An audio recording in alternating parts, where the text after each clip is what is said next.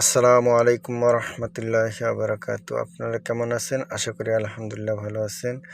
আজকে যে আমলটা আপনাদেরকে দেব, ইনশাল্লাহ ধৈর্য ধরে শেষ পর্যন্ত শুনবেন। ইনশাল্লাহ আপনি 100% রেজাল্ট পাবেন।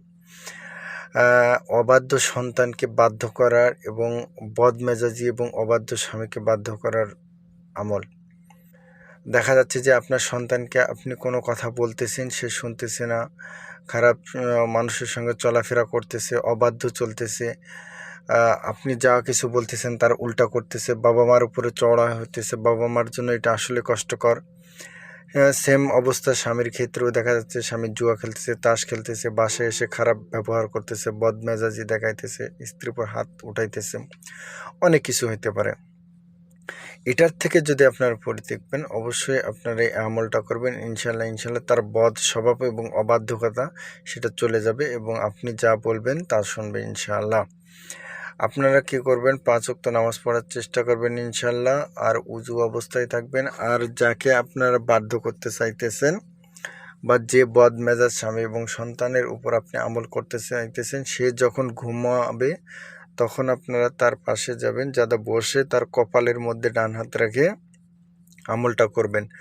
শুরুতে 11 বার দরুদ শরীফ পড়বেন, শেষে 11 বার দরুদ শরীফ পড়বেন। কিন্তু এই সময় হাত কপালে না রাখলেও চলবে। শুধু মেন ওজিফাটা যখন আপনি তেলাওয়াত করবেন তখনই শুধু কপালের মধ্যে হাতটা রাখলেই চলবে। তখন শুধু আপনি 21 বার এই আয়াতটা তেলাওয়াত করবেন, ইয়া শাহিদু, ইয়া শাহিদু।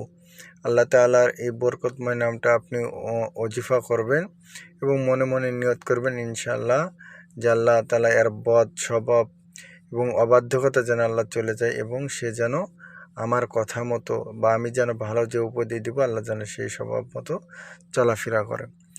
আপনারা এই নিয়তে আমল করবেন ইনশাল্লাহ 3 দিন, 5 দিন, 7 দিন একাধারে আমলটা করেন ইনশাল্লাহ। তারপরে পরে আপনি নিজের চোখেই এর পরিবর্তন দেখতে পাবেন ইনশাল্লাহ। আপনারা আমল করে দেখেন, 100% রেজাল্ট পাবেন। আর কি রকম রেজাল্ট পাইছেন অবশ্যই আমার কমেন্ট বক্সে জানাবেন। আর আমার চ্যানেলটাকে সাবস্ক্রাইব করবে, সবসময় আমার পাশে থাকবেন। আসসালামু আলাইকুম রহমতুল্লাহি ওয়া বারাকাতুহু।